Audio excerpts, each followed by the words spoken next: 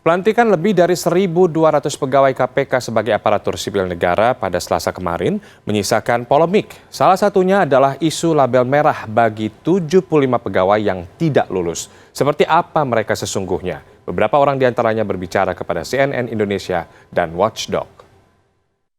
Kok bisa ada yang tidak lolos tanpa diketahui indikator ketidaklolosannya apa? Bahwa saya untuk diangkat menjadi pegawai negeri sipil akan setia dan taat sepenuhnya kepada Pancasila, Undang-Undang Dasar Negara Republik Indonesia tahun 1945, Undang-Undang Dasar Negara Republik Indonesia tahun 1945, negara dan pemerintah. Pimpinan KPK akhirnya melantik 1.200 lebih pegawai KPK menjadi aparatur sipil negara. Semula pelantikan ini sempat didesak oleh lebih dari 700 pegawai yang lolos agar ditunda, mengingat 75 rekannya masih berjuang dan menanti kepastian.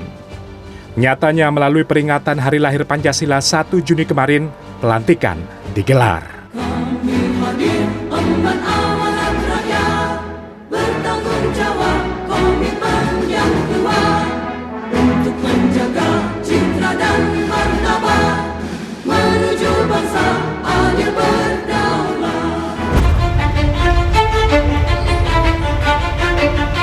Sementara kekecewaan masih dirasakan 75 pegawai yang tidak lolos dikategorikan merah berdasarkan hasil tes mereka. Pimpinan KPK dituding tidak menjalankan perintah Presiden yang sejak awal telah berpesan agar peralihan status jangan sampai merugikan hak pegawai. Tidak merugikan pegawai tidak berarti dia harus menjadi ASN.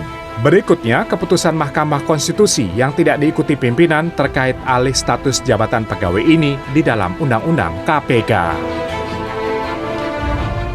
Melakukan pelantikan kepada pejabat sekjen. Penyidik senior KPK Novel Baswedan menilai tes wawasan kebangsaan syarat dengan sejumlah pelanggaran. Dan karenanya, ia meminta Presiden untuk turun tangan. Akan menjaga integritas. Kita berharap ke depan semoga Pak Presiden juga mau betul-betul memberikan perhatian soal ini.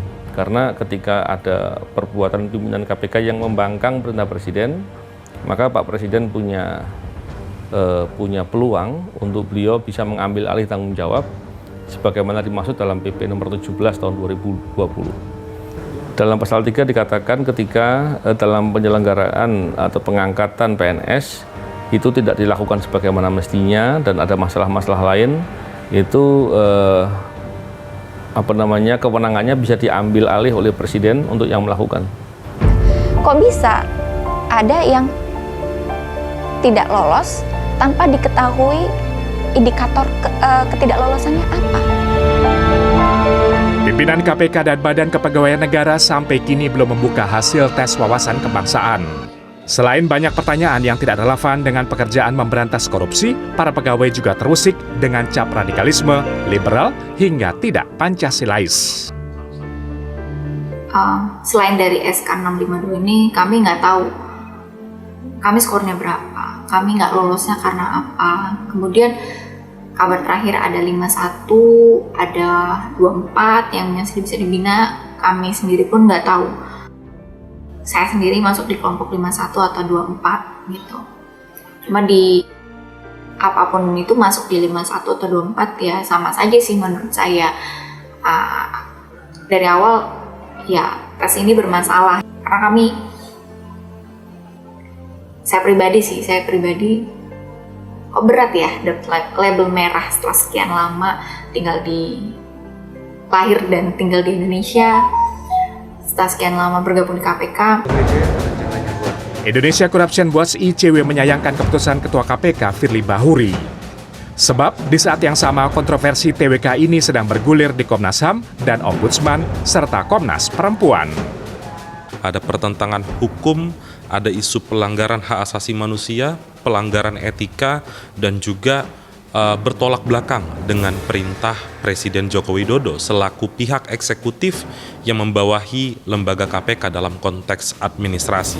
dan juga ada putusan MK yang seakan diabaikan begitu saja oleh pimpinan KPK periode saat ini. Namun Ketua KPK Firly Bahuri membantah tudingan penyingkiran 75 pegawai di balik TWK. Menurutnya, tes yang diikuti oleh semua pegawai berdasarkan soal dan modul yang sama.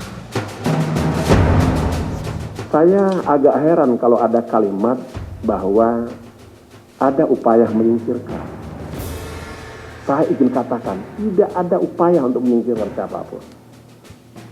Semua dilakukan sesuai dengan kriteria, sesuai dengan syarat, sesuai dengan mekanisme, dan sesuai dengan prosedur. Hasil akhir memang ada yang tidak memenuhi syarat dan ada yang memenuhi syarat.